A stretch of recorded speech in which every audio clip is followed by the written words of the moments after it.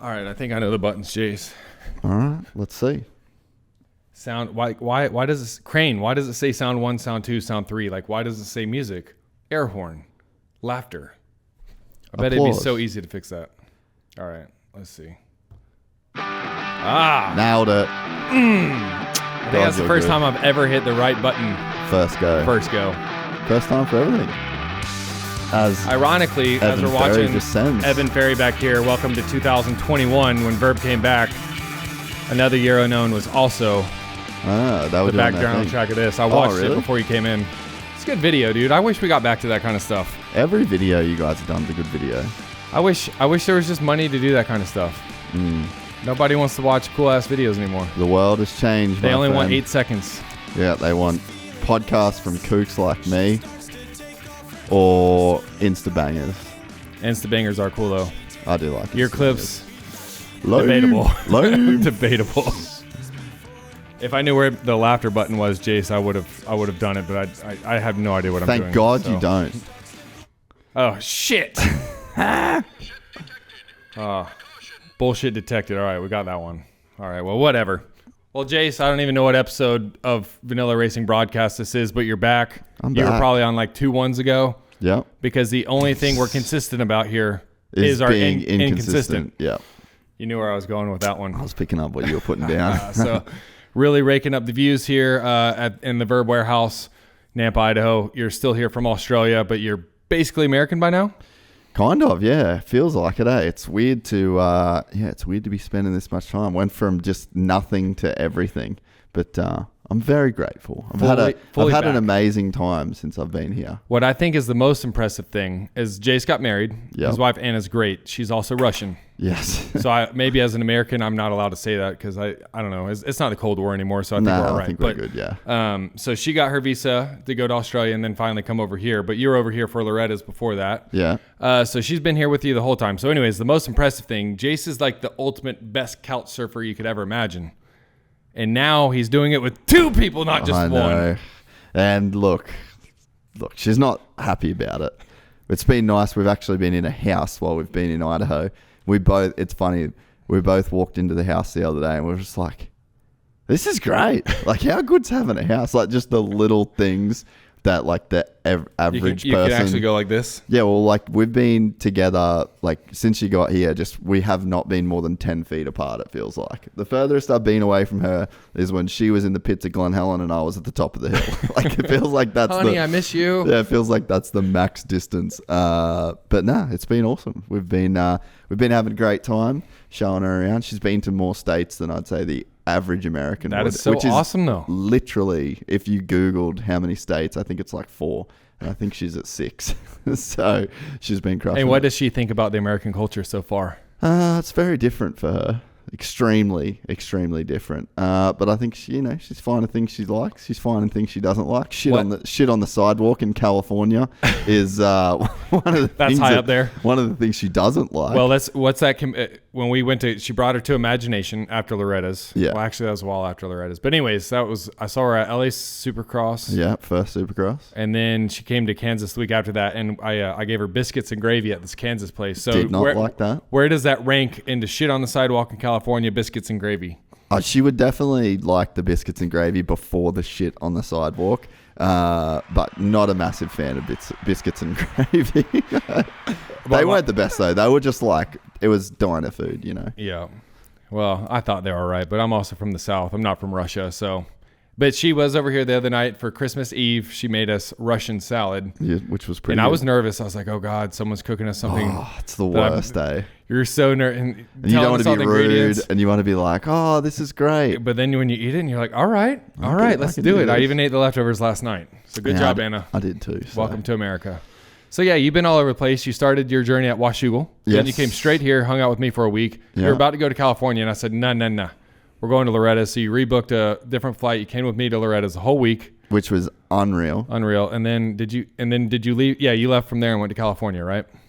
Dude, I honestly don't even remember. You've been here a long time. We went to California. Trying to think of what I did in between. Then we went to Kansas for Imagination. Then I think we just went back and got on the World Vets grind, and then in between, I was like fully just vets grind from now on. Got so much stuff to get ready. Bikes aren't done, like all that stuff. And then the Red Bull shoot happened, the Lawrence Brothers Skill Challenge. Oh, yeah. Which was a hit. Oh, yeah. That was so good. That was cool. That was my first time doing any of that sort of stuff. Dude, I didn't even write that down on our list of things to talk about. Yeah, which it was so sick. And it did really well, too. Did you like the way it turned out? We haven't even talked about this. No, I mean, it's always weird because you're like, I'm in it, you know? So you don't want to be like, this is awesome. Because that's basically saying, I am awesome. But no, I enjoyed the process of it. And the boys, like, we're such good friends. So just to get to hang with the boys in that situation again, Anna got to come to that. So, like, we all got to hang.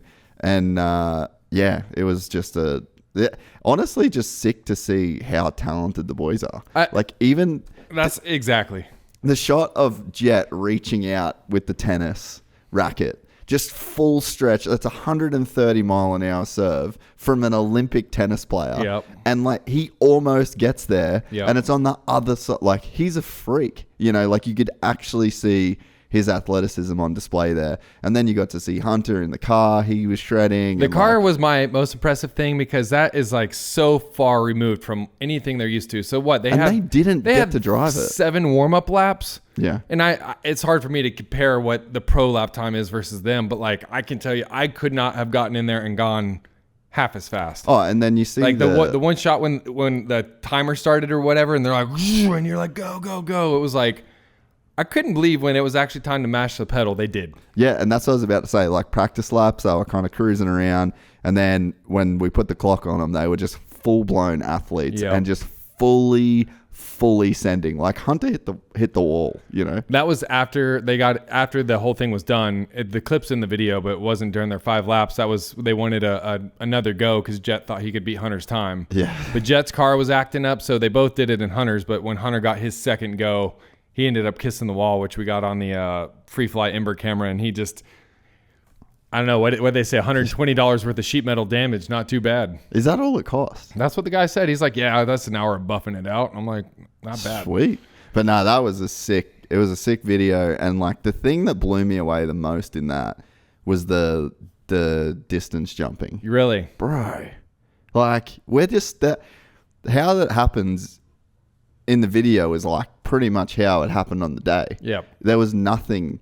There was no like instruction. There was no like they were trying to mess with each other to the point where like they were writing like letters instead of numbers and like meters instead of feet. Jet would say maths. Yeah, maths. They did maths on me. And like they nailed it. I mean, Jet especially. I mean, he was like 2 feet off a couple of times, and then the time where Hunter messed with him, and then he does the loop, and then he's 2 feet off, and you're just like, bro, you guys are insane. And then as well, all the off-camera stuff, like how good is Jet off-camera? Yeah. Like everything's a stoppie, everything's a wheelie, everything is something dope on a dirt bike in between everything that he does. And it's like, you can see why he's so good on a dirt bike when you spend 20 minutes watching him riding to and from the track. It's crazy how much they still love it. Like they were like jonesing to ride. Like we're setting up cameras, rehearsing lines, and Supercross laps. Can we go ride behind? Can we go do super? How many laps do you guys do? Really? Yeah. But it's funny you say that because I remember being at the Supercross test track during COVID with Cowling. And Jet would always be doing the stoppies heading back to the starting gate. And I remember Johnny O like being like, Jet, cut the shit. Yeah. But it was always like practicing his little wheelie pop-ups and then nose wheelies and stuff. And Kyling and I were always like, this kid just never stops. And now here it is 3 or 4 years later. Same kid. Yeah, yeah. And it's crazy now, 450 freaking moto champ. And we were with Eli a few weeks ago, and I asked him, like, you nervous about Jet? And he's like, man, I was kind of mad about the whole having to sit out motocross, so I didn't watch the first 4 rounds, but I heard about what Jet was doing, and he's like, I had to start watching just to see what he was doing. And I'm like, does that add any pressure, or what does it do to you? And he's like, I think his experience outplays what goes on in his head. I don't think he's overthinking it, but he definitely knows Jet's going to be there. But how dope is that to like suck back in the champ?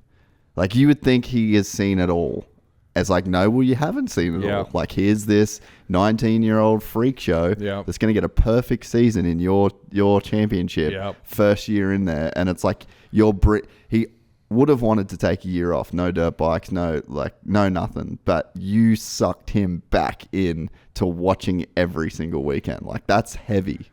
And cool. I'm very excited. A1's right around the corner.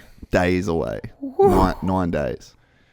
I think we should put this out on January 1st. So if we were to clip that part out, which we won't do because we're too lazy, I think we're 4 days away from it. 4 days away. I better get driving, bro.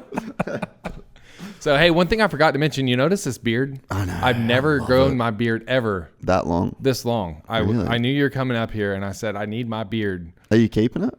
Past when I go? I don't know.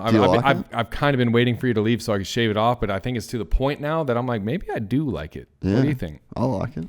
I just like, for people that wonder why I have a beard and why I have long hair, I fucking hate organizing anything. So it's like, I don't want to shave. I don't want to go to a barber. I don't want to get my hair cut. They're just things that I don't do. And then when that's your life, this is how you end up. And all of it happened mostly through COVID. So it's like, you know what? This is me. And it looks good. I mean, resembles gypsy life. Yeah. So now Anna just has to kind of start doing the same thing, right? Yeah. Yeah. Grow her beard out. Yeah. Probably could. Well, that's crazy, dude. I'm glad you're still here. So you're here until March, though. Yeah. So we have a big event. On March. Big. Maybe the biggest. Maybe the biggest event of the year. It's the biggest event I've ever been a part of. How about that? So probably not bigger than Glen Helen Vet Nats. That had to be. No, but my big. name wasn't on the poster. Oh, I see. This means a lot. I see what you mean. This means a lot to me. I see. So well, is that why you're now the AMA Gypsy Media Award? Is that why it's you? You're going for that? I think so, yeah. Running races now? You're coming to Supercross? Well, I'm not running the race. So let's get this straight. If I was running the race would not happen. No one would be getting haircuts. I am promoting the race with my friends at Vurb, who do some of the best events in America. So that's why this works. I got to put my twist on it. I got to create the format based on some races that we did in Australia, but I'm not running the race. That is being run by Vurb. I'm responsible for the good times and some logos. That's it. We're essentially on the same page because we're also not responsible for the event. That's Gary Brow and his family who run Mesquite and the RMX series, all kinds of stuff here in the Pacific Northwest. They're amazing promoters, and if they say your moto's going off at 12:30, your moto's going off at 12:30. And if they tell us the race is going to be done at 5 o'clock, it's going to be done at 5 o'clock. So we're kind of with you. We bring the good times, we bring the vibes, and I'm bringing a shitload of people to be on my team. Yeah. So, and as are you. Yeah. So, Gypsy 500. Yeah. It's a 500 minute fun endurance race for the Weekend Warrior. Yeah. Because I'm coming off I haven't raced since 06, dude. That's insane, bro. And this will be the first time I've actually, not competed. If you see these trophies here, these are my last two. I actually won these. 2005 Muddy Creek pit bike race. I partnered up with Dusty from Link Inc. back then. We won that. This is Loretta's Red Bull Mini Moto. This was me and Ricky Renner. We took the dub in this. Team. So I'm very good at team races is my point. If these were solo, I don't know that I would have won. But I'm a freaking one-lap wonder, dude, because the arm pump, I don't know how I'm going to do in 20 minutes. But if you put me on one lap at a time. Well, this one lap will be about 20 minutes. I know. Well, especially for us. People have asked in the comments, how long is it really? And I don't know. It's a 6-mile course. Yeah. Plus the moto course. Between 14 and 20 minutes. I think if you're fast as shit, 14 is probably, you're looking at that for, I think for me, 20 minutes. Yeah. Because I have watched, we did the GoPro lap. It's on the GoPro Motorsports YouTube, and it looks pretty freaking fun. Yeah. Like you go down some roads, some good switchbacks, really sandy, great scenery. Got some mountain views in the background. Then you jump on the moto track, which they're going to tame down a little bit. No mandatory jumps. Yep. Which is good because I am the ostrich. I'm a flightless bird. I feel like I'm going to be the same, dude. Because my buddy Blake was asking me, he's like, do we get like a sight lap in the morning? And I'm like, that's dude. One extra lap I have to do. So that's a big freaking negative. My first sight lap is going to be the first lap. Yeah. It's going to count. Yeah. So you plan on the same then? Yeah, no, I'll be just running it. I'll probably send all of my teammates first. And get the report back. And then just get the report back, yeah. But I think the point of the event is like the track doesn't need to be hard in terms of the obstacles and the layout, because what's hard is that you're doing it for 8 hours. Right. But not you, unless you do it by yourself. You're not personally doing it for 8 hours, but you can do it by yourself if you're crazy. But you're doing it over 8 hours is probably the best way to say it. So it's like you're going to get super tired. The track's going to get rougher. You're going to have to get real creative. Like the track will slow down, which means you'll have to slow down maybe. So yeah, I think we'll have plenty of bike time. People were asking in the comments about how much time you think you'd get. Basically, if you've got a 4-man team and it's 8 hours, 20 minutes a lap, you're probably doing about 20 minutes every hour. So you're going to do 20 minutes, or 3-man team, sorry. Right, 3-man team. So if you do a 3-man team, you'll do 20 minutes every hour. Yeah. So you're doing a third of every hour, basically. Right. And so if I go 4-man team, if I do a 4-man team, I'm riding every hour 20. Yeah. So that, again, I feel like that's more than doable for me. I got plenty of time to relax. I'll have a personal masseuse on site. I'll have a 90-minute massage in between each lap. That sounds phenomenal, dude. How good would that be? Do you mind dry needling a little bit this time? Yeah. You could do some cupping, please. Dude, I did the cups today for the first time. Oh, really? Oh my God. I'm not sold on cups. It was, I didn't understand what she's saying. I was like, yeah. And she'd start, oof. You know what's good is needling. I've done the needling for my sciatica before. Yeah, needling. I didn't mind that. The cupping was, that was quite the adventure. Yeah, I got a gnarly one done the other day in Temecula. What's it? Cutthroat is the guy's name, if anyone in Temecula is looking for a really good sports massage. But yeah, he did all the cupping, and he's got like these giant ones. My whole back was cooked. It was pretty gnarly. Yeah, that one felt good. So, all right. Well, who's on Gypsy's team? Oh, this is my big team announcement. So I'm bringing some heat. I'm bringing my brother, Matty, all the way from Australia. He's coming all the way from Australia, to do this race. Wow, this is how committed we are. All right. 2, Anton Was from Stark Future, the CEO. 3, Steve Shearer, one of my best mates, and then myself. So we're going to have a dope 4-man team, and we're not trying to win. We're not trying to do good. We're just going to be there. We're probably going to get like a cool place in Mesquite, going to take some golf clubs, take the bikes. We'll probably be doing it on Starks, knowing now that Anton is going to be doing it. And we're going to try and have the most fun out of any team at the event. I don't know that you're having more fun than us. Probably Sorry. Not. We'll probably all have a very comparable amount of fun. Okay, that's cool. But yeah, you're right. The golf clubs, I don't know if we'll do that Friday or Sunday, but it is in the town of Mesquite. It's an hour north of Vegas. So there's 3 or 4 or 5 casinos, a lot of great restaurants, but you have to drive through an actual physical golf course to get into the course. Yeah. So you can literally, well, it's a very steep hill, but you can you could walk from the track with your clubs. That's so sick. So we'll either golf on Friday, party Saturday night, or party Saturday night, so we're super hungover for the race, and then golf Sunday. I'm not sure how it'll shake out. Maybe it's a combination of all the above. Maybe it's golf in between. Like golf in between your lap. Dude, that's cool. That would be cool. I would do that. We'll have our ant bikes there. We could just rip up there on some little par 3 challenge too. Ooh. That'd be sick. All right, this course will probably be busy. Gypsy 500 turning into some It's going to be quite the event. So who have you got? You've got like 14 Vurb dudes, right? So I'm making everybody come out of retirement for this. As soon as we did this, I said, I want an event that I actually want to race. So this was obviously your idea. And because from Transmoto in Australia, right? You guys do these long ass endurance type races. So I said, let's make this fun enough that I want to do it. Let's target me. Yeah. If I want to do this, I feel like everybody will want to do it. So that was our whole genesis here, to keep it fun, non-aggressive, as you said in your comments, and someone said something. It's always non-aggressive until you get there. Aggressive. Until it's aggressive. And I'm like, I mean, again, I wrote in the comments, it's not aggressive. If Chase is beating me, I will do anything underneath sun to make sure he goes down and does not beat me. Yeah. So it's definitely non-aggressive though. So I have myself, Brent, Chase, Troy Dog. We got Brad, Blake, CMXR, all the way from Georgia. He's coming from Georgia. No way. He took the weekend off of work already. He put in That's epic. 3 months out. I have a whole crew of friends back home that I think will do it next year.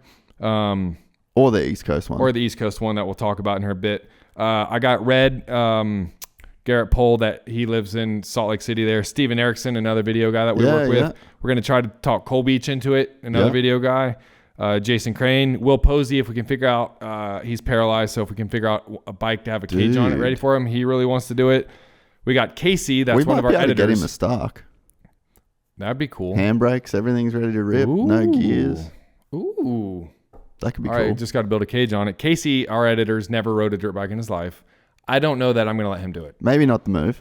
Maybe not the move. Chris Creamer, who's a helicopter pilot. He can rip. He can rip, and he's got a whole crew of Tahoe people that want to do it too. So I think he's got Tahoe people coming, but I'm claiming Creamer as part of the Vurb crew. So we have 12 or 13 or 14 people to so we could even out the teams. But his girlfriend is a shredder too, and there's like apparently a whole crew of Tahoe girls. That's sick. And apparently she said she's rounding up the horses. So we might even have Vicky Golden's going to come hopefully. Oh yeah. So maybe depending on how many Tahoe girls want to come, maybe Vicky gets on their team or something, or maybe Vicky, because I would think it'd be pretty cool to have an all girls team. Dude, especially if Vicky was on an all-girls team, and then they could win. They would smoke us. Dude, she's so good. Yeah, she's really ridiculous. Good. Not only is she the coolest person, but god damn, she can ride a dirt bike. Yes. And I ride with her a lot, and Seth back in California. Bro. Like, she blows me away. And her style. Every time. Her style's on point. Every time. Fearless. Still sends it on jumps and moto. Yeah. Badass. Yeah. So she could literally win with an all-girls team. Like, if she had a good enough team. You know who would be sick is getting Tyra Geiger on her team. I think that could be doable. She's in Florida, but Geiger always does day in the dirt. Yeah, true. So we do have to say this. Yeah. Disclaimer. We were supposed to do this in February. It was going to be Feb 17, I think, right? And then Loretta Lynn qualifier schedule got changed, and Mesquite ended up having to have their area qualifier that weekend. Yeah. Which he said, sorry, dudes. Gypsy's going to have to push, and the only other open date they had was March 9th. So it won't be on the Day in the Dirt weekend going forward. Yes. So just for this everyone, year, we wish, because I would love to go to Day in the Dirt. I was looking forward to it. I was like, this is the year I'm going to do it, but no. But we committed to this, and then I will race it. I'm gonna. Yeah, and I'm gonna be on the winning Vurb team. So you're gonna have to somehow help me figure out how the Vurb team shakes out, because I don't want to be on Chase's team. I don't want to be on Slaw Dog's team. I don't know how good Steven Erickson or Cole Beach ride. I think Blake's gonna be all right. Crane, I know, was very D-class, if I remember correctly from his story. So, and none of us have ridden in so long. It's a crapshoot. I was pretty fast at one point in time, but I'm kind of notorious for crashing. Yep. So even I might not, I might be bigging myself up thinking, okay, I'm going to be so much better than all my dudes, and then I'm going to freaking wad my shit. I don't know. Do any of you guys know how to set up a bike for enduro either? No. Not that this is like enduro, but I mean, you're probably going to want moose tires. Like, there's some stuff that you probably like. We're gonna have to figure out the bike situation, right? Hopefully, people that do know what they're doing are gonna bring the bikes, because that's another thing. Your whole team can either ride the same bike, or you can bring your own bikes and just change out the transponder. I think realistically for our teams, whoever ends up on a team is gonna have to source a bike. So, all right, let's break down the format of the Gypsy Tales 500 first. So it's 500 minutes, and it is a team or solo endurance race. So basically how it works is there's no wristbands, because that always creates fuckery. So we're sticking away from like the wristband thing. So there's going to be a transponder. That transponder can go in your pocket if you're wearing a flannel. It can go in a bum bag. It can go on a transponder hanger. Like, you could put it in your teeth and ride it. But that transponder has to go around. And basically the transponder that's done the most goes around in 8 hours wins. So that means you can do whatever you want. You can run the thing around if you have to. But that means, you can ride your own bike. You can ride 4 bikes in a team. You could share a bike. As long as you don't forget to move the transponder. Yeah, you just have to get that transponder around the track. So that's the format. I can guarantee one of our teams is going to forget to move the transponder if we have. See, if you just stay on the same bike, you don't have to worry about it. How we do it at home, we normally, because it's a long lap, I normally just have a Camelback. Mm-hmm. So I'll just put it in my Camelback. But what if you forget to get it out of your Camelback? No, you just have someone there. You just don't forget. Is what you're saying. You're not an idiot. It's the whole thing.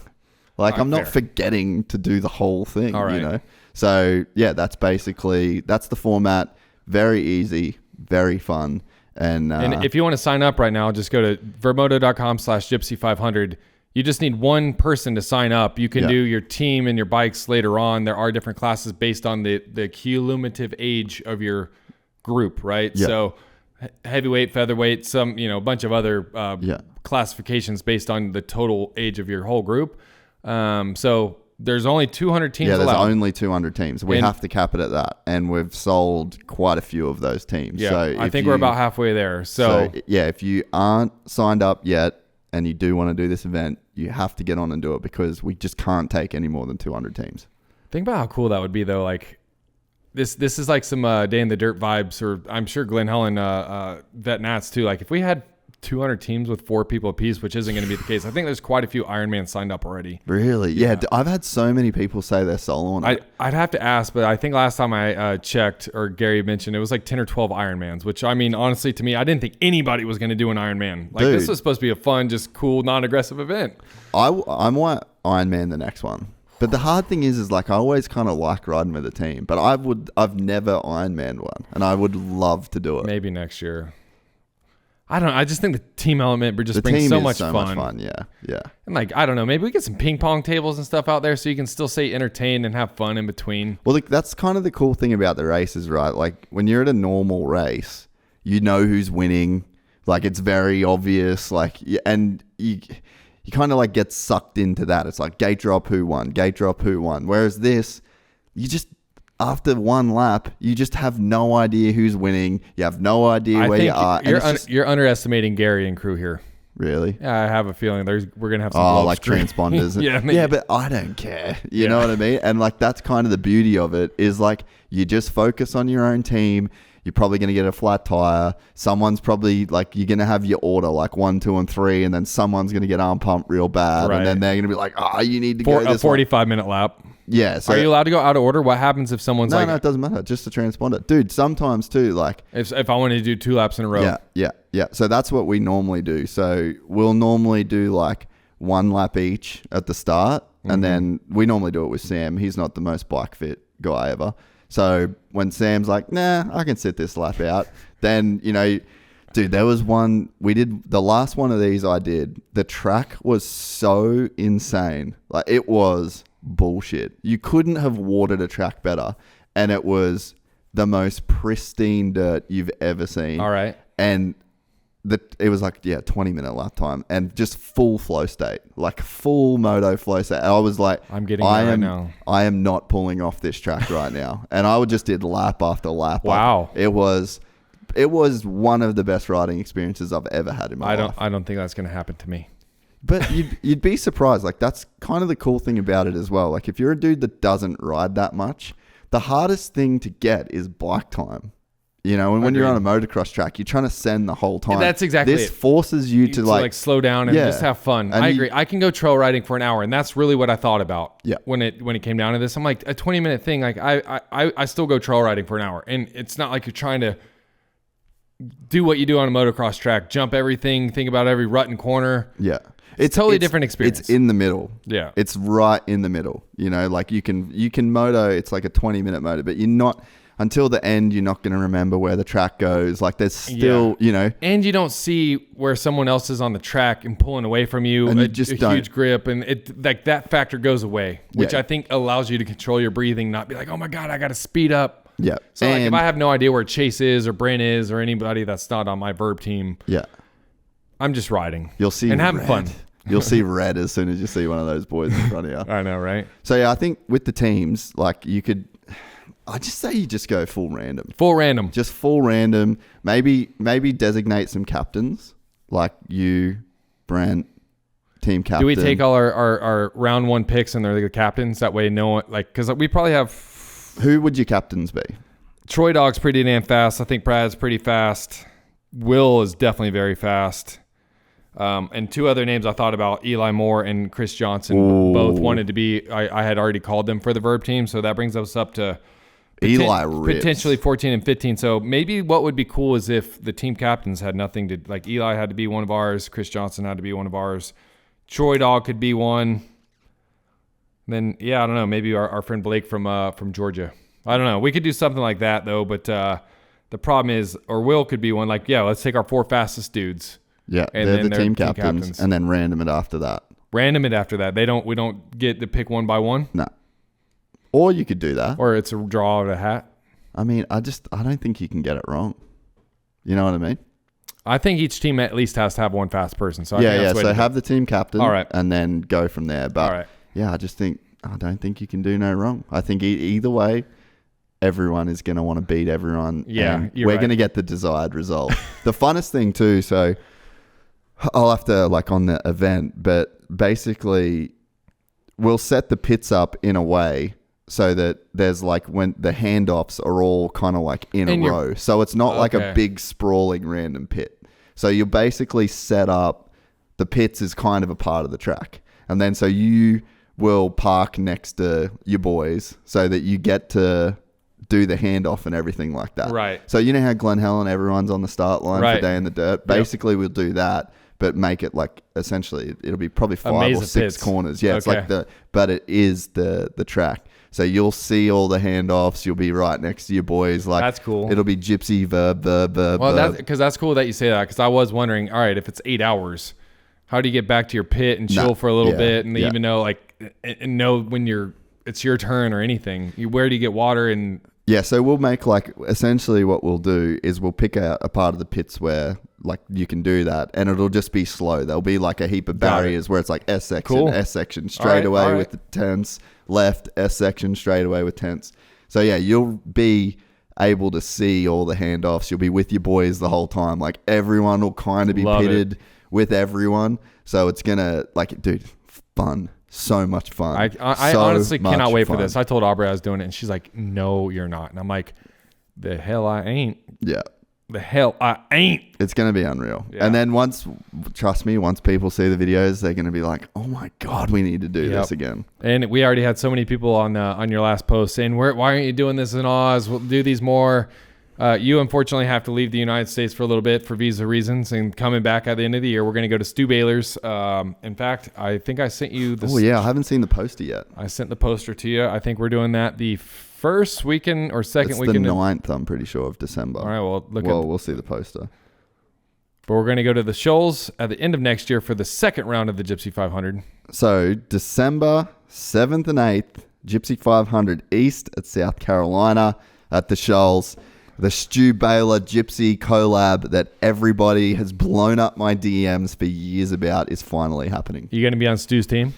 I don't know. I'm easy, man. I'll do. I feel like Stu probably wants a better rider for his team. I kind of want to be on your team for the second go. Yeah, I'm down with Actually, you know what? All my buddies on the East Coast are going to want to do this. We'll see how it shakes out. We'll figure it out. And you know what? I'm going to see how you do on this first one. Okay? I'll be fine, mate. Okay. Don't you worry about me. All right, I got a good question for you, though. Yep.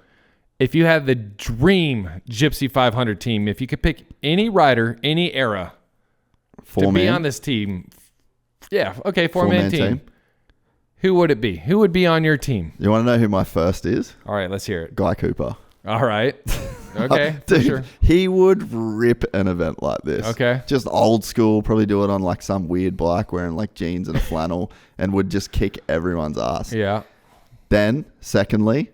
Wait, no, I feel like I should go. Oh, you should go first. You're first. All right. Now I pick, I think I'm picking 1986 Ricky Johnson, the bad boy.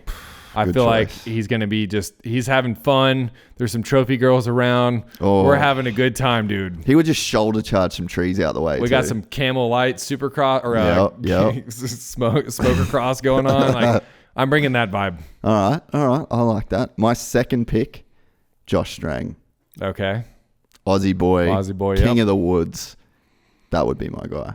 Dude, you got a fast ass team. I know. I'm stuck in my decks. I'm saying a 1993 Steel Roots Jeremy McGrath on the Suzuki, where he's out there having fun, shooting video parts, having Seth Enzo land on him in the hills. Yeah, he's hitting Havasu. That Jeremy McGrath, where I know he's not going back in training tomorrow. He's coming to have fun. Yeah, he's the second one on my team. All right, I like that. I mean, MC, bro. I actually invited MC. Okay. I sent him a text. I sent him the poster. Well, Team MC, I would be all about that. We've got some call outs coming next, so maybe I'll save the call out. My third rider would be the guy on the screen behind you right now. Oh, dude. What bike? What era Barsha? Oh, dude, what a call! Yeah, dude, you might win it. Oh man, imagine Barsha doing the Gypsy 500 on like that Geico bike. Well, no, I'm thinking like gas headlight era. You know what I mean? Like, dude, they make some sweet trail bikes. Like, I feel like giving Barsha, I'm going to go Church of 350 EXC or whatever the gas version of that is. Imagine Barsha with a headlight and a motocross track in the sand. Ugh. All right. That would be ridiculous.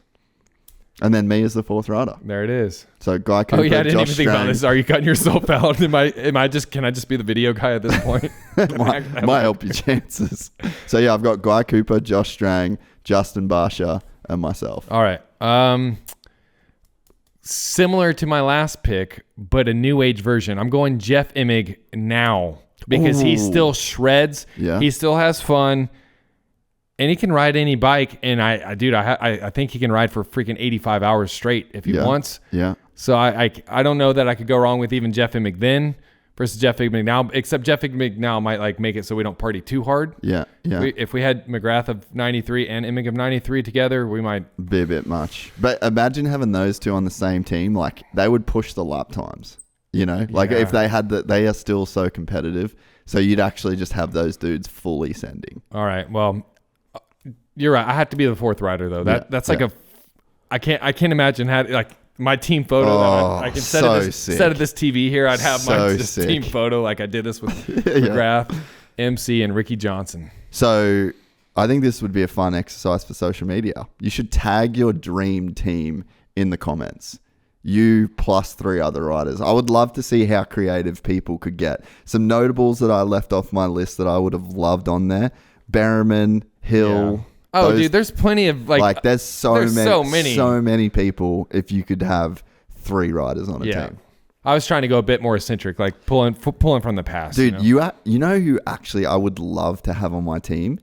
Jeff Ballard. He's like the Australian. Don't even know who to compare him to. He's 65 and I still ride with him all the time. He's like one of the coolest people ever. He's done the 6-day like 20 times, bro. Full on.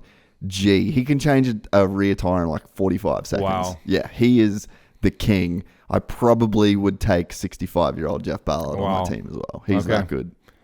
Well, if we're talking ISDE and stuff, like we're leaving off Taylor Robert, Cody Webb, Matty Phillips, Aussie guy won the. All right, now we're just trying to win. We're just trying to win the event instead of having a lot of fun. But hey, maybe since Taylor Robert just retired, we could get him out of retirement, dude. Imagine him Iron Manning with Cody Iron Manning. Donna Party. Does Cody Webb want to Iron Man it? Yes, he has to Iron Man it. I've already called him in. Oh my gosh. That'd be sick. That's a good head-to-head. But Taylor Robert is a big desert guy. Yeah. Like, I think he'd eat Cody alive. Sorry, Cody. I hate to say it, Cody. You're getting douched on that one. Yeah, and especially Taylor's like an Arizona guy. Yeah. Grew up there just doing nothing but sand rollers. Yeah. Yeah, Cody. There's no rocks on our course. Sorry, bro. Either way, Gypsy 500-minute Fundurance race for the Weekend Warrior. We're calling this the working man's race. Yep. Because that's what I am. That's what we do. We work. We grind it out. Should we do some call-outs? I've got some interesting call-outs. All right. I don't have any, but I'm very interested to hear yours. Hey, Lil Kiefer. I heard that your dad has challenged you to the 8-hour Ironman. Oh my! Head-to-head? Head-to-head. Oh my God. Big Kiefer versus Little Kiefer. 500 minutes. Mesquite, Nevada. The dad wants the smoke. I think the dad might get the smoke. Dude, I think the dad gets the dub. He's a beast, bro. Kiefer is a beast. Little Kiefer's a beast. Little Kiefer's going to start out really fast, and Big Kiefer's just going to go raw, raw. It's tortoise versus the hare. And although they're both the hare. Yeah, they're both extremely fast. And I saw a video yesterday on Kiefer's Instagram of him with a desert tank on. So he's training. He's training. He is training right now as we speak. All right. Well, who else you got? So the Kiefers 1-on-1, that's going down, and I'm pretty excited about it. Wait for it. Yeah, let's go. I've got Chris Grenier from the Bombhole podcast. All right. Another applause. Yeah, he wants to do it, so he just texted me. I didn't tell him we were doing this, and he just messaged me saying, "Hey, bro, trying to put a team together for the race." So that would be epic. Might come out as the biggest podcast, like the best podcast performing team. Wow. There'll be a little podcast cup. Chris Grenier could take that. He did win the LCQC class at Mammoth. Wow. So he rips. Dude, got the whole shot. Ripped. Best podium speech of 2023 as well. I'm not even joking. They have a really cool logo too. They kill it, man. He's just a legend. Vicky Golden is doing it. So we've already called her out. We might put her on an all-girls team, though. That would be cool. And Seth, her better half / you can look at that whatever way you want. I think he's a fucking legend. He is also down to do it. He's also a savage on a dirt bike. He's also fit as fuck. So if Vicky goes on an all-girls team, then maybe Seth has an opportunity to create his own epic team. I'd love to see like Twitch do it with him. Twitch is like a big track day dude now. So maybe we get that crew. Eric Swan, if you know who that is, if you know, you know, he's actually looking for a team. So if you want an extremely fast, extremely steezy and legendary dude on your team and you're missing either a third or fourth rider, let me know because Eric Swan wants to do it. You want to be the Cupid over here. If someone needs a team, let Jace be the Cupid. Yeah, he'll do the matchmaking. Let's figure it out. There's been a ton of people that have said they want to do it, they don't have a team. If that's the case, let's try and make something happen. There's plenty of people that want to do this that I could tell you I would be scared to do it on my own. So if I didn't have a team, I'd be like, Jace, please help me. Well, if you do that, I might get my assistant to help people. Maybe that's because I'm not doing it. I'll forget. But maybe there's a way where we can you'll at least get an email back. Yeah, I'm on it. I'll do the forward of the email and then we'll get it going. But yeah, in all seriousness, if you do want to do the event and you don't have a team, I would suggest just signing up for a team. Yeah. Be the dude that gets the team and then... Be the catalyst. Yeah. Be the catalyst. And then we can help you figure out there's going to be a ton of people. MXA... Unless it's sold out. Unless it's sold out, which means, MXA Wrecking Crew. I think that would be rad. Yeah. They would be really great. Dude, what if it was both Mosemans? Both Mosemans would rip it apart, dude. That would be sick. Yeah. But I don't want to get beat by MXA. And we would get fucking smoked, bro. Well, is there a Supercross that weekend? No, it's the off weekend. Yes. That's why we did it. It's the weekend after Daytona. All right. Well, dude, even if we got Michael Lindsay, Vital team. Should we have a media shootout? Damn it, I just don't want to lose the you know what? I'm not going to be on the worst finishing Vurb team. So, I'm not going to lose the media shootout. But I think my chances get drastically less of winning the media shootout if we invite all these people. But the hell with it. I think... Racer X would even have a sick-ass crew. Dude, for sure. Scott Wallenberg lives out here and still does all kinds of vintage stuff. So... it's about a 10-hour hug from Boise. You know who else would have a really good media team? Whiskey Throttle. Oh, yep. Ping would rip that. Okay. Yeah, so I don't know. Maybe we have a media. Maybe we have a little under the table media battle. But everyone's welcome. I think my only chance of winning then would be if you just got to stack your Verb decks big time. That or the night before we're gonna go out for a nice little dinner. That just turns into a late night. White girl wasted. Yeah, and then hey, I'm gonna get some fireball shots and I'm gonna pretend to take them. Yeah, bit of sabotage. Bit of sabotage. Like, all right. Well, at least my head's gone there. I'm gonna have to figure this out. So yeah, but that's my call. But it's not competitive at all. No, it's a fun race. But I'm gonna fucking murder you all. I'm gonna bury each and every one of you watching this video. And if you're in my way on the track, I'm riding over you and I'm roosting on your face. That about sums it up. Settle down. Talking about smoking some shit. I smoked the Vurb social media record about 3 or 4 weeks ago. I posted a Dungy clip. I think our previous record was set by Chase. I don't know. He's at like 3.5 million, and I just said, which is what? Respectable. It's respectable. I'm a 10x that. Yeah, and I said I'm going to 10x that. So I it's funny. I was like, what could I post today? And it popped up on my Facebook feed. The Dungy video had been 6 years ago was released. So I was like, you know what? I'm going to pop in the Dungy hard drive and just pick out one drone clip to post. Yeah. And the second I posted it, I'm not even joking. It had like 1,000 likes. When I refreshed it, and I was like, what? Instagram must be glitching. And then I refreshed it, and it was like 2,000 likes. And I'm talking in like under a minute. Dude. I have no idea how it happened. And it's still just tracking like 15,000 a day. That's insane. It's up to like, I'm sure this is like little for massive accounts, but for us, we don't have that. A great post for us normally does like 300,000-400,000 views. Like that's what I'm like, all right, I'm super pumped on that. I'd say average though we're like 125, but like a good one, I'm happy with 300-400, right? Yeah. So when we get 1 million one, I'm like, dude, hell yeah. It does feel and good. Then 3 million ones, I'm like, we have very few and far between of those. And then for this one, just to get that kind of number. So it's at like 700,000 likes right now and 30 point something million views. And so unbelievable. And it was of the Dungey cornfield.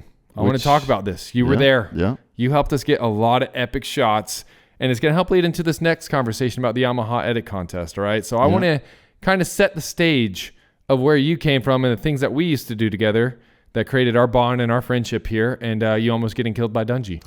Yeah, well, I mean, so this is all to preface the Yamaha Edit Contest, but I was just a dude in Australia that taught myself how to film, and I remember, well, I don't think we've ever really told this story, but I was in my little office in my parents' house in Australia, and I followed Wes Williams on Facebook because that's what you did back then.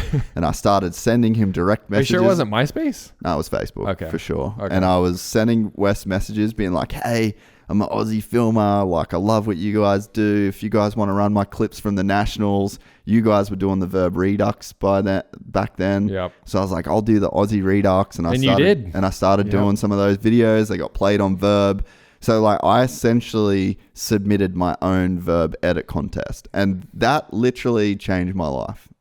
Like 100. That's so freaking cool, 100%. And so then I ended up booking a flight to America. Shout out Kelso. And then I met Wes literally the first day I arrived in America, and I had nowhere to stay. 2 hours later, actually. Yeah, legit. And I ended Chris up... and Beat picked you up from the airport, right? Yep. And I ended up living with Wes and Walt for the next 3 months. And it was funny. I was living with Walt, being a gypsy at his house at the time for actually the previous few years. Yeah. I'm pretty sure they were ready to throw me out at that point in time. And then I think Ryan Swanberg was with us then too, living in like the dining room on a mattress. Yeah. And then you showed up to Paula, and I'm like, hey, Walt, Jase doesn't have anywhere to stay. We got one more dude. Can he also come and stay? And then you guys left, and it was just me and Walt in that house for like a couple months together. Wow. But yeah, I mean, that trip literally changed my life. Yeah. And then from then on, we worked together on a bunch of cool shit. But I think Homegrown was my last ever shoot in America. It was my first podcast that I did in Moto with Dunge. Which was a good place to start. Yep. And I remember we went to Guitar Center and bought all the stuff. I still use that same shit. No way. I still use those same microphones. No way. Yeah. How cool is that? We used Adam LaRoche's like media room, set all that up, and it was you, him, and Dunge. That was the first ever episode of Gypsy. Yeah. Dude. Yeah. And we were doing the golf stuff. Like I did a couple PGA. I kind of was like dabbling in it. No, wait, that all came after. That was literally the first one because I never had the mics. Yeah.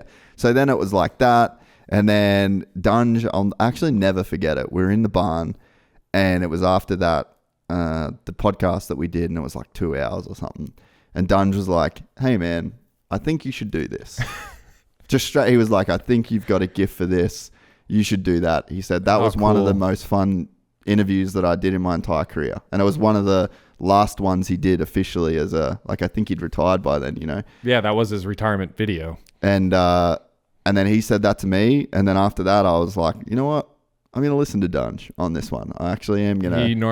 He seems to know what he was doing. Yeah. Like he's a pretty smart fella. And so that set the chain in motion. And then we did like straight rhythm. And then I did some like golf stuff. Oh yeah, we did the straight rhythm live stream. Yeah.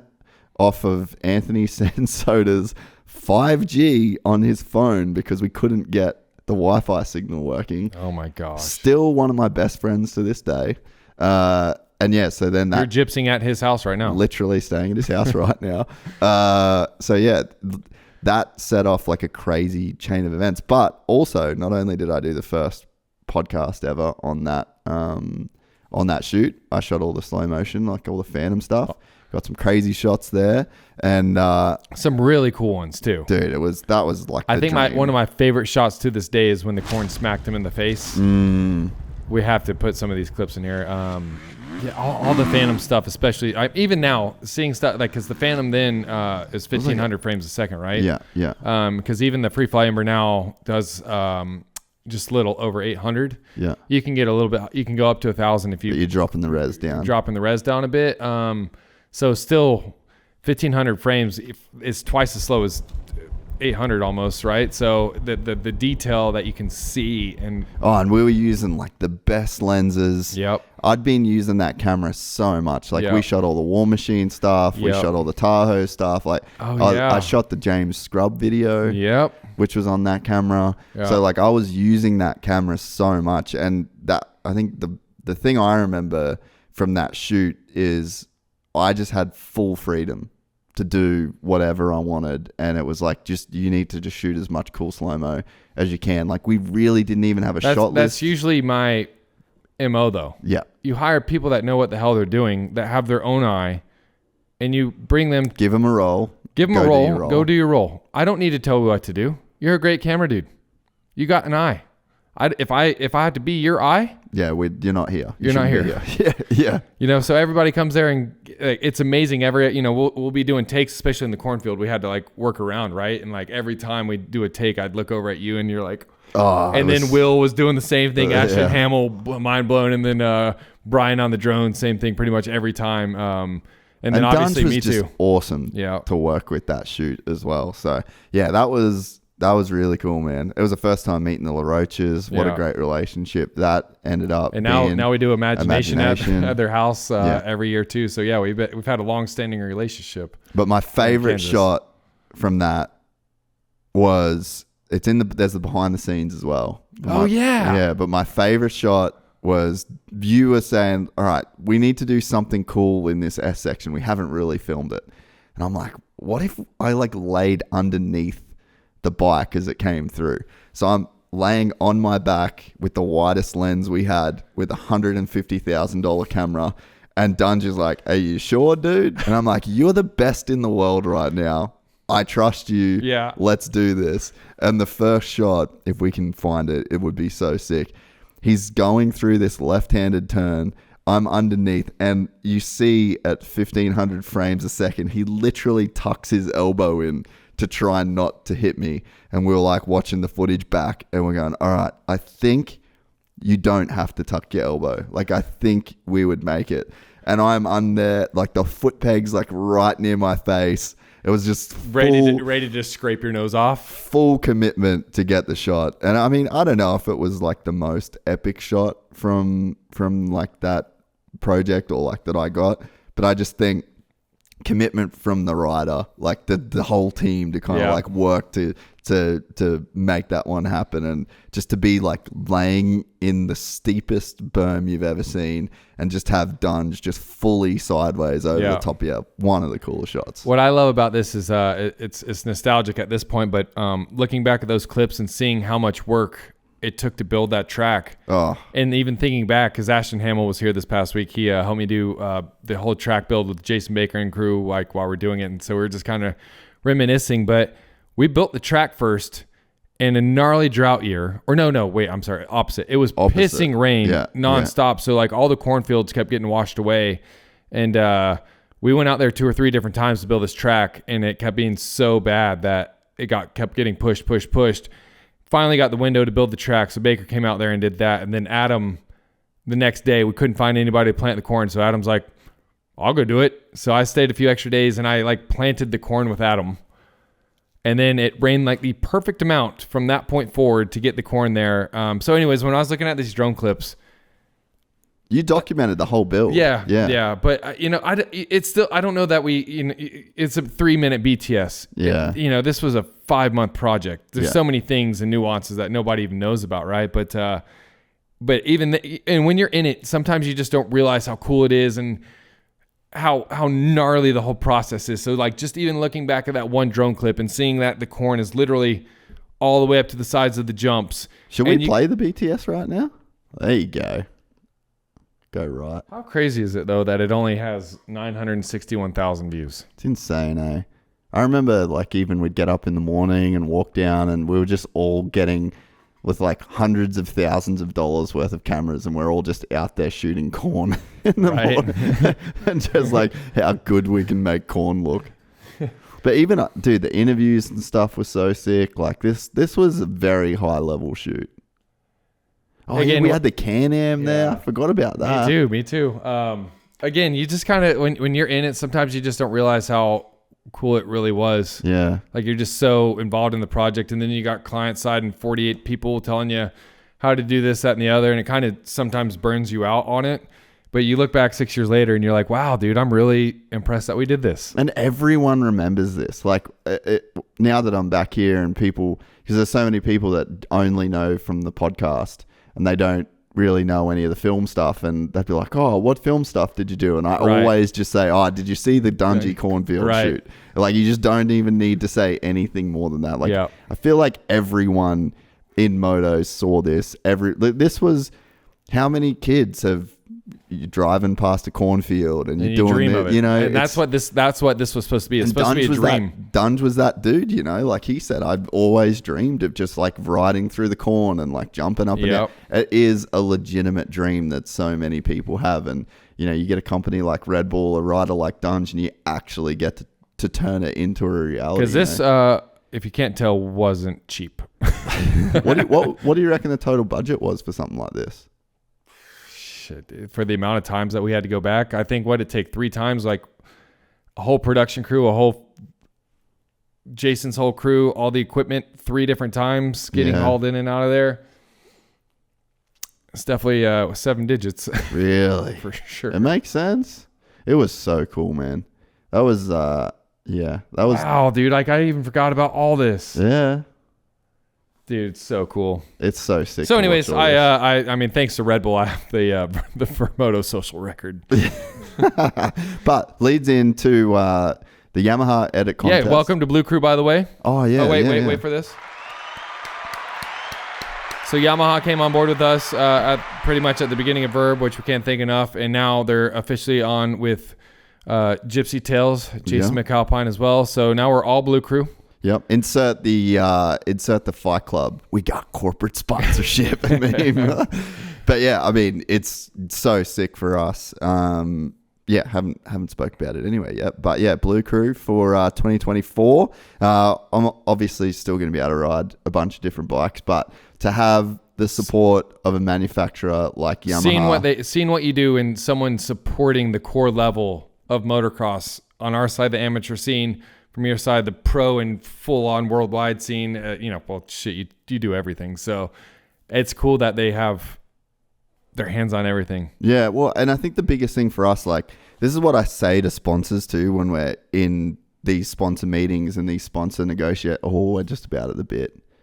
There it is. Oh, little baby gypsy with no beard.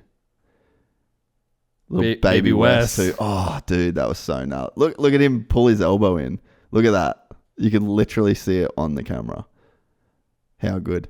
I think, one of the things that I always say to like the sponsors when we're in these meetings and stuff is like, we're a content company. Like that's what we are at the end of the day. Like the people that watch the podcast, the people that invest their time and follow along with what we do are doing it because hopefully we make good content. And so when you have a company like Yamaha come along that supports us with money and supports us with equipment and supports us with just general resources, like the level of content that we are then able to give to our audience, that's what they're there for. That's the thing that means the most to us, And so to have someone like Yamaha that makes dirt bikes, road bikes, adventure bikes, side-by-sides, jet skis, like anything that we need, we are going to be able to get access to through the guys at Yamaha. So I want to see jet ski. That'd be fun. Dude, it is actually insanely meaningful to have a company come on board. Yeah, like I cannot stress enough, like to the end user that watches the show, I mean, I've always done stuff with KTM. I've never been paid $1 by KTM. I've never been paid $1 by any manufacturer ever. So every take I've ever had, this is the best bike, this is the best. I've never been paid from it, And the cool part is I've always said that the Yamaha 250 was the best 250. So I'm not talking shit. So if you know. But yeah, just to have a company believe in us enough like Yamaha to give us some good money to make some good content. Well, you do have some really cool ideas for next year. So I think they bid on it. And the Deegan build, I'm coming to fuck you up. Oh, I can't wait. Deegan don't stand a chance. He's one of the best two-stroke builders ever though, really. Yeah, I was shitting on you. He is a really, really good two-stroke builder. He's probably like the Jesse James West Coast custom builds that he did for X Games in the early 2000s. Like, dude, I mean, maybe some of the best two-strokes ever. Yeah. So I've got my work cut out for me, but that's our first Yamaha project. We're going to New Zealand in May for a Blue Crew ride. There's going to be some more details coming out soon. I think it's like 14, 15, 16, 17. Talking about doing some cool stuff with Vurbmoto. He's Blue Crew. I'm pretty keen to take a Tenere for a rip somewhere cool. So yeah, we have a ton of cool ideas, and the fact that Yamaha's helping us, I can't thank them enough. So if you see content from Yamaha, you know that they've become a massive supporter. Well, that's what's cool about this is the exact same thing. Last year, I called them, or I came up with the idea and pitched it to Brent, who then called Yamaha. I was like, dude, I want to bring back the Vurbmoto Edit Contest. We did one in 2013 and then 2014. And I was like, I think this would be a very cool new thing. Back then, Instagram was kind of in its infancy. Yeah. There wasn't really a place for people to make and post videos outside of YouTube, right? But now there's so many content creators that I was like, I think if we did this again, it would be massive. Yeah. So we planned on shooting it back in June during the break in motocross, but ended up being Florida in June and just 48 hurricanes in a row. So we didn't get to do it. So we got to go and tag along during the team intro photo shoot a few weeks back. For Star. So it was kind of tough, and I was like nervous to see what we got because like you just don't know in the moment. Yeah, and it's a photo shoot. They're not ripping. They're not doing crazy motos. They're not doing anything specifically for us. But they told us we could stick around Wednesday when they were going to suspension test and get what we could get. And I'm like, that's less than ideal. For a video shoot, you want to do what we do where, hey, do this corner 48,000 times and we're going to get the shots. So I was nervous. So we crewed up, brought Free Fly Ember. Will came down and flew the drone. Steven Erickson came in, did long lens. Crane I sent around with the dad cam. We busted out the old DVX 100B. Sick. Kind of stuck him on that. And then I did a variety of things, some motion stuff on our amp bike Talaria with some Ronin stuff, some handheld stuff, like trying to get the biggest variety possible of footage, right? Anyways, pitched them this idea last year, and it literally took them 10 seconds to be like, done. How much money do you need? That sounds awesome, and we want to support what you're doing. Yeah. And I'm like, oh, well, this is a cool idea to support what you're doing. And they're like, that's cool and all, but like we want to support what you're doing. And like when you hear a company say that, it's like, I'm a big fan. So anyways, thank you so much, Yamaha. So now we have the Vurbmoto Edit Contest by Yamaha. Yeah. But what's cool about the Dungey thing and us talking about that is, that's how you get a start. It's full circle now to this Edit Contest. Kids want to get discovered, and you might be good at Insta bangers, this, that, or the other. But now this is an opportunity to use real footage, real guys on the real tracks doing real shit. And Yamaha's going to be watching. You're probably going to be watching. You need more editors. I'm going to be watching. I need more editors. And I can tell you every company under the sun needs an editor right now. This is a great way to get discovered. And what's cool about... And there's prizes. And there's prizes. You can win, but it's like, hey, real prize is like you are going to get seen by a ton of people that need editors right now, So yes, you're right. There are prizes which we'll announce when the time comes. So, we're lining up a few different categories, a handful of really nice prizes. But yeah, I'm with you. The prize is getting noticed because I can even tell you this, going back to the 2013 and 14, those guys that placed top 3, Brian Town, for instance, got second in the first one. He's the lead editor at GoPro now in the motorsports division.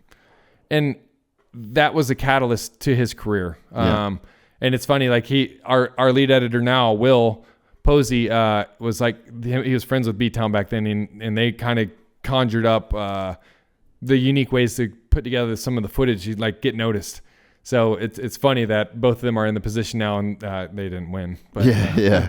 But they did. I remember the edit though, because he did so much sound design and like added graphics and titles and just did things and started it in a way that was so unique.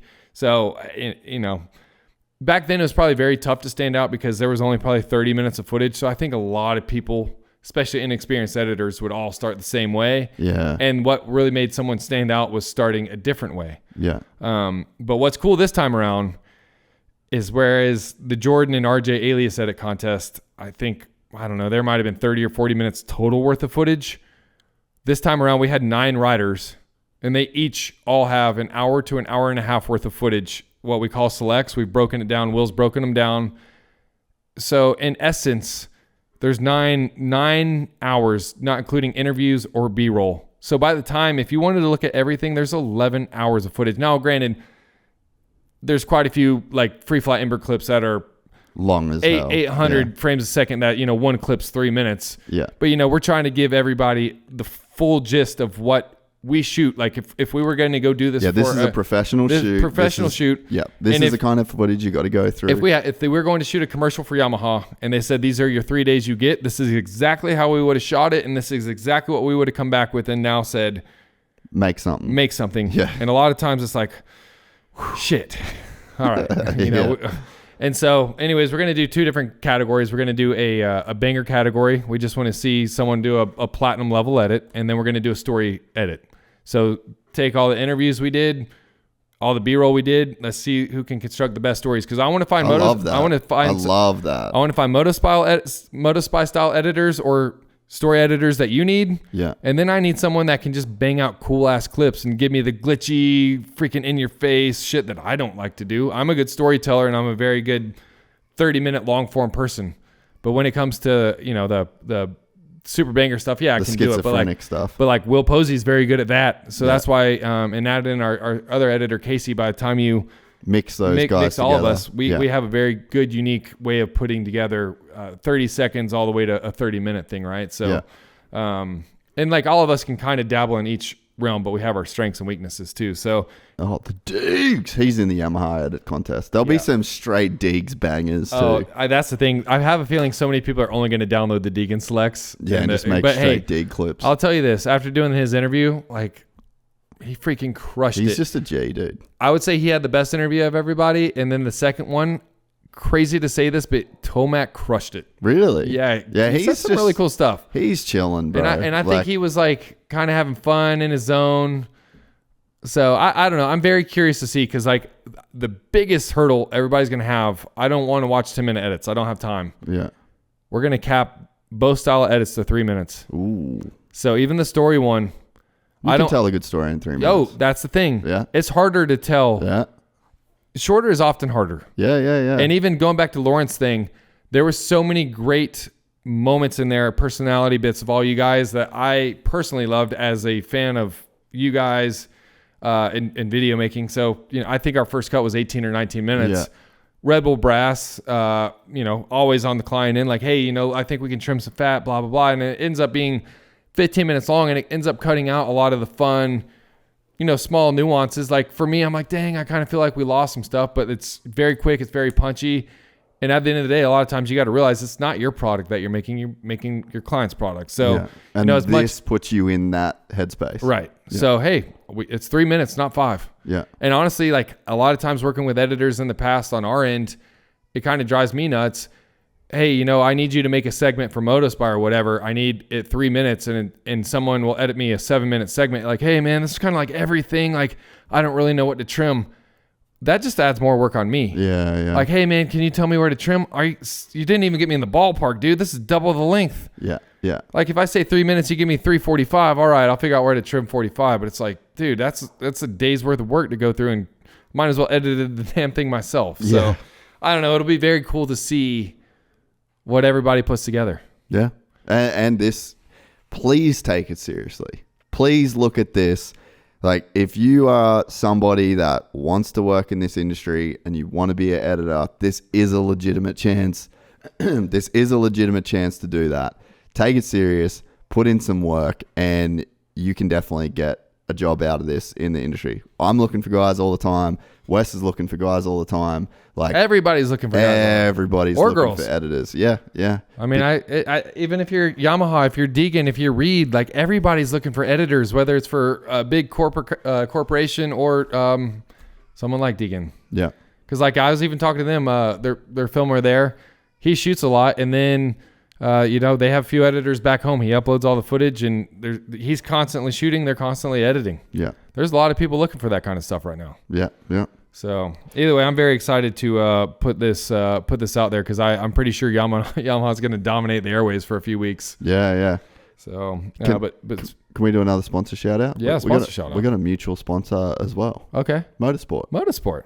We've signed on with Motorsport for 2024 as well. And just the same thing that I said about Yamaha is with Motorsport. We've got 4 big projects that we've planned that we're going to do together. Some of them overlap. You're going to be a busy boy. Dude, when all these projects come out by the end of 2024, we have going to made some dope content in Moto. Like I'm trying to do stuff that's never been done before in Moto. Really cool collaborations, really cool builds, really cool trips.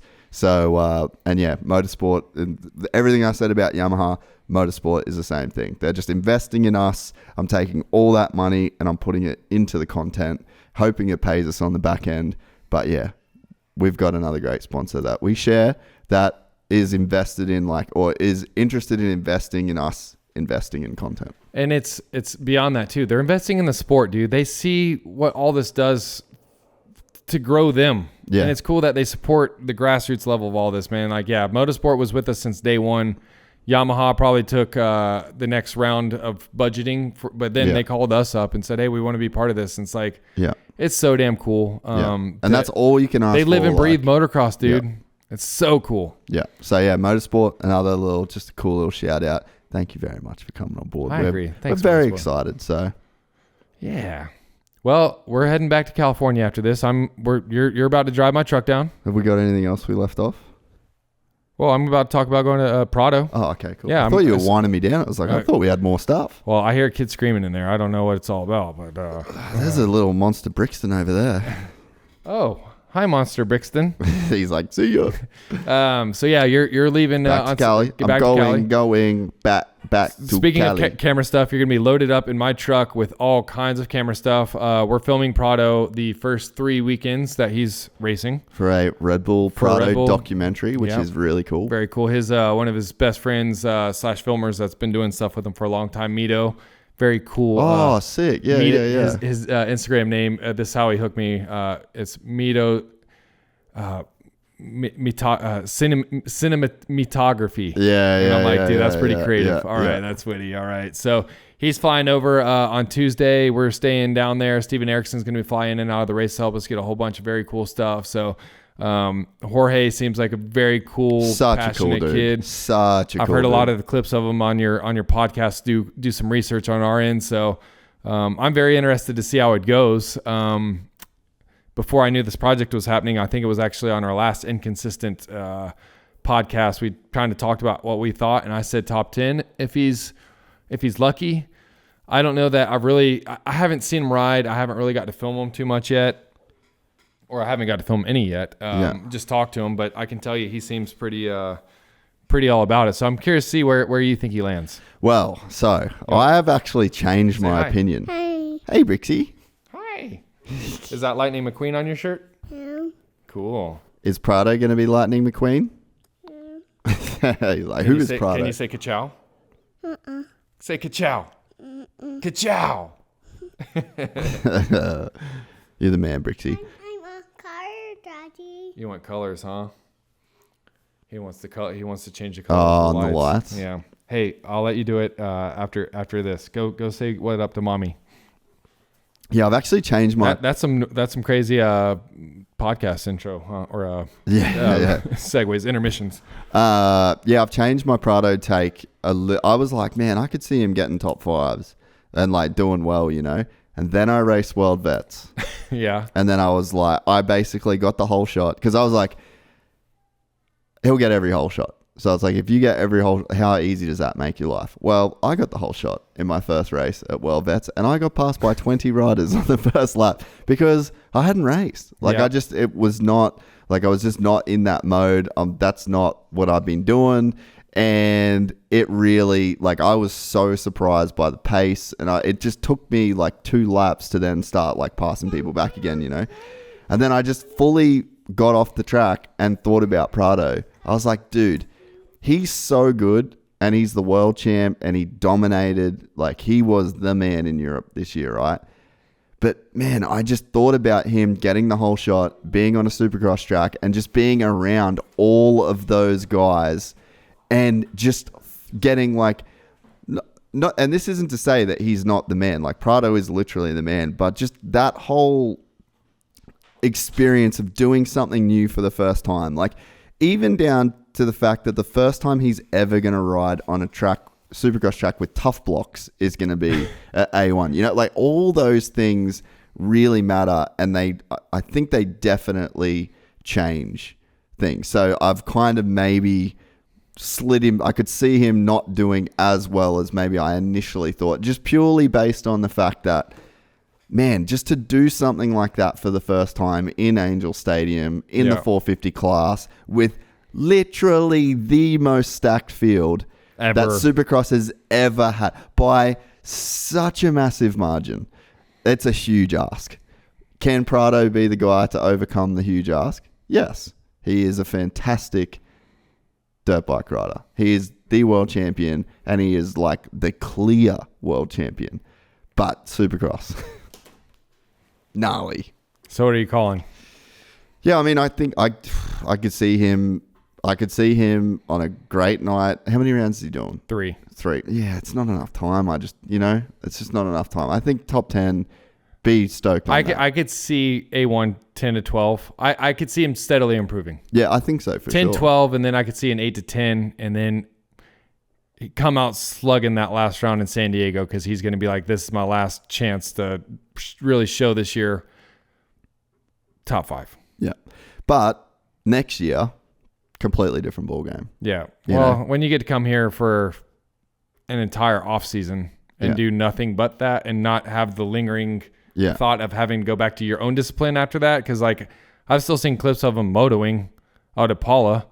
So it's, he's still working on his. Well, you just don't forget how to ride outdoors, But yeah, I just think it's just such a huge ask to be racing that, and that's what I said to everyone after I did well vets. They're like, oh, how'd you do? And I said, I realized I got great at practicing. Yeah.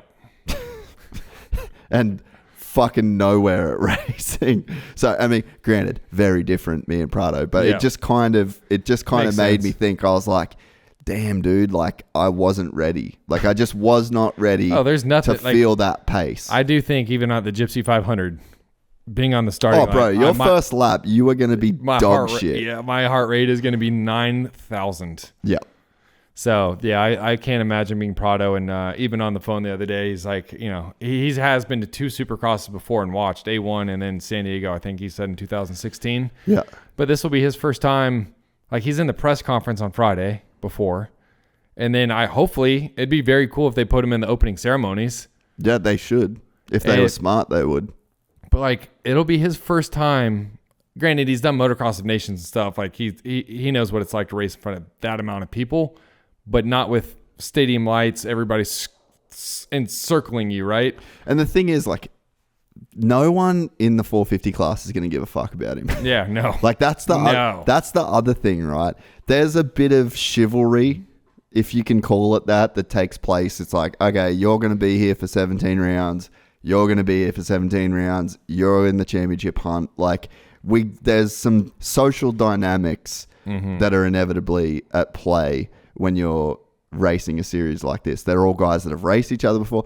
Prado is in the way, and nobody cares about him. They're like, dude, you're here for 3 rounds. Get the fuck out of my way. Yeah. Like, let the big kids handle business. Like, this is cute that that's the frame of mind that these top dogs are going to have. Yeah, like Jet, Hunter, Coop, anybody's going to be like, dude, get out. Sorry, bro, but you're out. And it's like, even Prado, like, I can see him not wanting to get in the way. And it's like, even that is too much to think about. Yeah. racing the 450 But class. you would think he has his own expectations, and I don't think he would have done this if he didn't think he could be somewhat competitive. Well, there's no way in the back of his mind he's thinking 10th or 12th is going to cut it. No, and I just think he's a gamer, dude. Yeah. You know, like that was one of the coolest things about the podcast that we did is like, he just straight up would just like talk shit on Jet. And he can. Why? Because he's beat him on a 450. And there's only 2 other dudes that can say that, you know? So it's like he's as real as it gets. Yeah. And he won, for people that don't follow the MXGP championships, he won that series by so much. Like he smoked those dudes and they are fucking amazing. So he's real. So this is, I've looked up all kinds of names to make sure this is the correct stat, but I'm pretty sure it's the first time the MXGP champion has ever come here and gone straight into the premier class of Supercross. So we went all the way back to early 80s to make sure, but like there's been plenty of times the 125 champions have come over here and done the 125 class.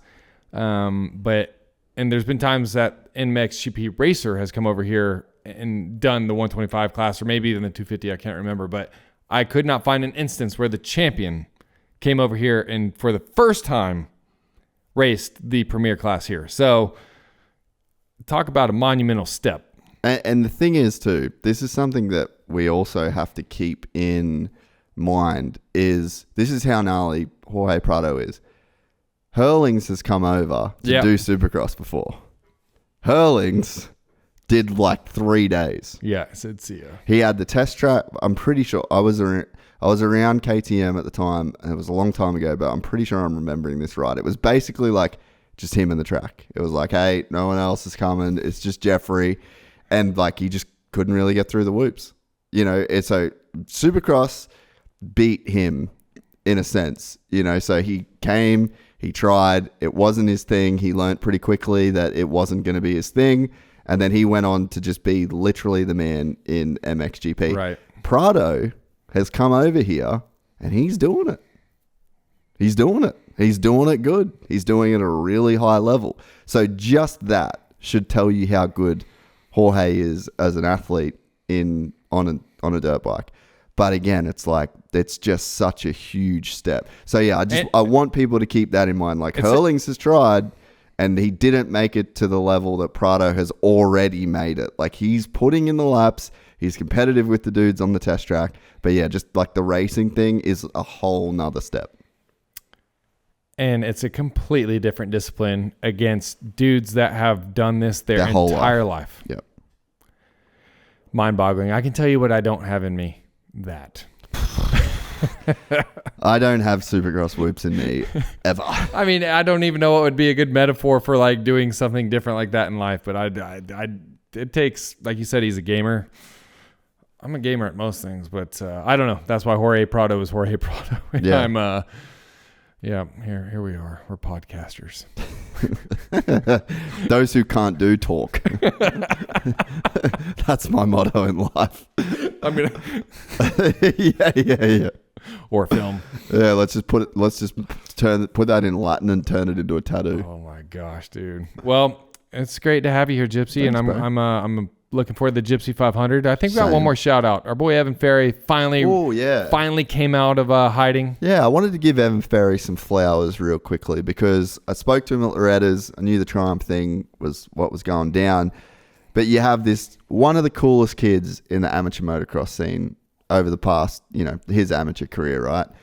And then he goes to Loretta's. He rode a gas this year, and he literally rode that bike like twice before the race. He doesn't do great, and like the vibe that he would have had, like would have taken a big hit. Like obviously he signed the contract a while ago. He knew that this is what he was doing, but like imagine being one of the coolest kids, super followed for a long time. Like and he's a legend. Like he's such a cool kid. He lived for Instagram in a sense too. Like loved what he got out there, all the throwing whips and getting people commenting. He was sick on Instagram. And that's dope for moto. Yeah. Like we need that guy, and so he just had to go like, all right, I'm doing this deal. I'm doing the Triumph thing.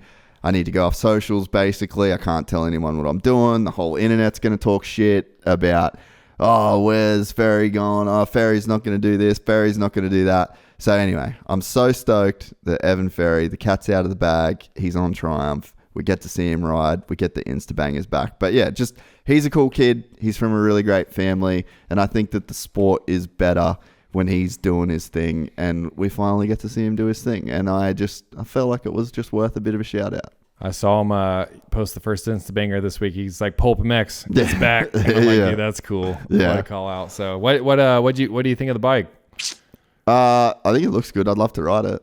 Yeah. Me too. Everybody, like we did a bunch of their first videos. You haven't got to ride it yet? Oh, you don't really ride that much. Well, what was I going to do? Hey, you guys literally yeah, that's what I do. Hey, Ricky, do you mind if I take a few laps in between while you're taking a water break and we're resetting cameras? Can I just spin real quick? I would have done that. I'm about that life. I bet they would have let me, but yeah, not the time or place. So, no, but I really like the black. I'd love to ride it. I really wish they'd make 350. I'm not like a Kiefer or a Vital Pipits kind of guy, so I don't look at everything with that kind of. Looks like a Yamaha 06 Yamaha frame. It's got some vibes. Everything I read it said KTM, Jay. So apparently you're wrong. Okay, I think it's got like some that 06 alloy Yamaha frame, runs a KYB suspension. That's going to be good. They got great people there. So yeah, I think the black. That's the thing. Awesome. They got Bobby Hewitt, Scuba. Yeah. They got a damn good team of people. So yeah, I'm very excited to see what they do. 250 East Coast though. I was going to say they won't be at A1, right? No A1. So yeah, Evan and Jalik. Yeah, and then Savachi outdoors, not indoors. I know. I don't know. I feel kind of. Yeah, what's your opinion on it? I've already said mine on here before, so might as well state what you think. Do you think he should be able to get back down? It affects him and one other person, Shane McElrath. All right, so this is what I think. I actually said this on the Weege podcast that is coming out very soon. I think that we need to add a third class. And I think we need a combine class that's basically from 16 to 20. And then that gives guys 4 years. So you could sign a 4-year deal to be in the combine class, whatever, and then it's like a limited kind of class, so they'd be on more stock-ish motorcycles. Yeah, and then you can do away with the 250 rule with age, and you can and then the 450. So like the big boy classes, because to me the 250 class in Supercross, that's a big boy class. Yeah, that's heavy. I agree. Dude, Joe Shimoda, Hunter Lawrence, like those were gnarly. They were gnarly dudes. Like Hunter's going to go on the 450, and I think he's going to be able to get podiums. So. The lights class isn't the feeder class that it once was, so I would rather see like an East-West combine class. The 250s just do all the rounds, 450s do all the rounds. And then so think about if you had 16 to 20 as the 4-year window, that's your age group class, right? Think about the 20-year-olds and under. Let's just say you drop everyone 20 and under into that class. Jet Lawrence, Hayden Deegan, Ryder D. It's still a good class. Superstars, bro. Yeah. Crazy, crazy good class. And then you can just get rid of all the age limits. You'd have more rides. You'd have more rides going in the lights class. So I think that's a cool way. It's obviously a huge change for the sport. That's lofty. So you didn't answer the question. That's a great solution. But should Joey be able to drop back down, given the current structure of the rules? Honestly, don't know, man. They revoked the rule. It's no longer in place. But it still affects Joey. It still affects Joey and still affects Shane. Yeah, well then, if that's... But everybody else got to drop down, like the Nicolettis of the world. Yeah, that's retarded then. That's my take. I think everybody pretty much agrees with you. So I don't know why. I'm not in that circle of knowledge to know why it can't change, but... Poor Joey. Hey, we'll see him outdoors, and I'm excited for that because I do think Joey still will absolutely haul ass on a 250. He's a great rider. Yeah, he's going to be a contender. Yeah. Well, your Gypsy Tales logo just went away, so I think that means it must be time to go eat dinner, Jace. Done. Sweet. Thanks for watching, everybody. Miss you all. Yeah, wait, hang on. Wait, we got to do the rollout song. Let me see. Oh. Wrong button, Jace. I got to press other buttons to get to the right button. There it is. Thanks, Gypsy Tales. We'll see you in California. See you at the Gypsy 500, y'all. Gypsy 500. Vurbmoto.com/Gypsy 500. Let's go.